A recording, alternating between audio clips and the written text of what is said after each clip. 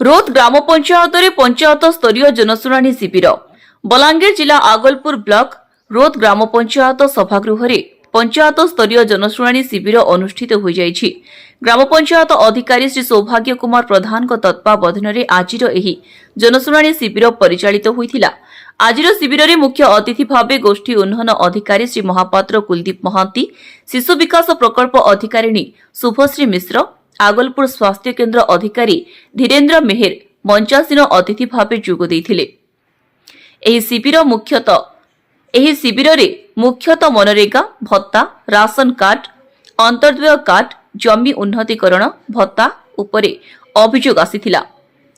Block Alok Ranjan मिश्र, सुनील साहू, सुशांत महांकुर, धुबल किशोर मल्लिक, सौभाग्य प्रधान, अंशुमान बाबू, JEE Durga Prasad Mishra, जोगाण अधिकारी श्री चंदन स्वाई, miss जगजिता सेठी, Vinod Sahu, CRCC Sumant सुना, श्रीपति धरुआ, अरविंद सा उपस्थित रहिथिले। तत्सहित ग्राम पंचायत सरपंच श्री जयलाल सिंदूर, एडीईओ श्री दोलामणि प्रधान प्रमुख उपस्थित रही शिविर को सहयोग करथिले।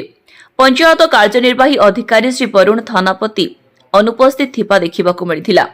तत्सह उद्यान विभाग, पशु विभाग, राजस्व विभाग, मत्स्य विभागर सहयोगी अधिकारी माने मध्य उपस्थित रहिथिले।